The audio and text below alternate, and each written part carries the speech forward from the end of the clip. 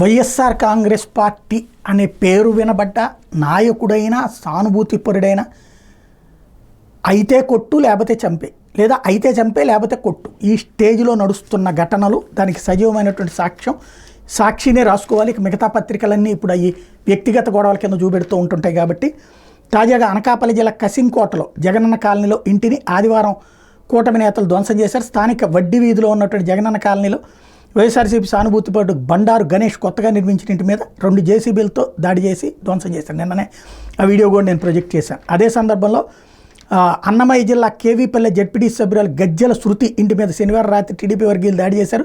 శృతి ఆమె భర్త గజ్జల శ్రీనివాసరెడ్డి ఇంట్లో లేని సమయంలో గాలివారిపల్లె పంచాయతీ తిప్పనగారిపల్లెకి చెందినటువంటి గాలి రెడ్డయ్య నాయుడు కొడుకు గాలి ఆనంద్ నాయుడు, జేసీబీ ఆనంద్, మద్దిపట్ల వెంకటరమణ నాయుడు కుమారుడు జయరామనాయుడు 20 మంది అంచులతో కలిసి ఆమె ఇంటి మీద దాడి చేసి ఇంటి అద్దాలు ధ్వంసమైన గర్నిమెట్ట పెట్రోల్ బంక్ దగ్గర తమ కారు షెడ్డును కూడా కూల్చేశారని ఆమె కంప్లైంట్ చేశారు. మరోవైపు గాలి ఆనంద్ నాయుడు, జయరామనాయుడు తమ అనుచరులతో కలిసి ఆదివారం కేవీపల్లి మండలం దిగువళ్లకు చెందినటువంటి వైఎస్ఆర్పీ కార్యకర్త తారకనాథ్ రెడ్డిని తీవ్రంగా కొట్టి గాయపరిచారు. తర్వాత కారులో తీసుకెళ్లి రోడ్డు పక్కన పడేసి వెళ్ళిపోయారు.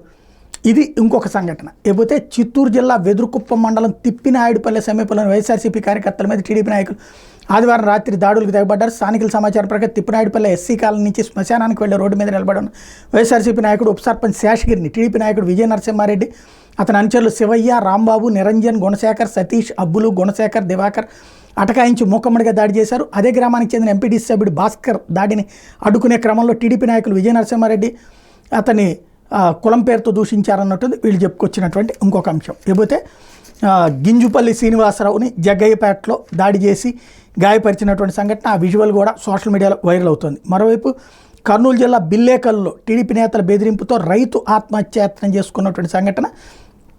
అతను వైఎస్ఆర్సీపీ కార్యకర్త. శుక్రవారం కూరగాయల మార్కెట్ వేలాల విషయంలో సుమారు 100 మంది టీడీపీ నాయకులు కార్యకర్తలు వైఎస్ఆర్సీపీ కార్యకర్తల మీద రాళ్లు రువి కట్టెలతో దాడి చేయడం. ఈ ఘటనలో 10 మంది వైఎస్ఆర్సీపీ కార్యకర్తలతో పాటు అస్పరి సిఐ హనుమంతప్ప తలకు కూడా గాయం అవడం ఇదంతా జరిగింది కదా. ఈ నేపథ్యంలో టీడీపీ నాయకుడు ఈడిగ సీను మరికొందరు అక్కడికి వెళ్ళి నేను చంపేస్తాను బెదిరించారని, దీంతో భయపడిన లక్ష్మీనారాయణ ఇంటికి వెళ్ళి పురుగుమందు దాగి ఆత్మహత్యాయత్నానికి పాల్పడ్డారు. లేకపోతే తాజాగా ఈ సంఘటనలన్నీ వరుసగా జరుగుతున్నటువంటి, మరి దీన్ని ఏ కోణంలో నుంచి చూడాలి, ఇది తప్పేమీ లేదని భావిస్తున్నారు, లేకపోతే అసలు ఇట్లాంటి వార్తలే కవర్ చేయని స్థాయికి మనం ఎదిగాం కాబట్టి ప్రజలకి ఇదేం సంబంధం లేదు కదా అనుకుందాం అనేది చూడాల్సి ఉంది.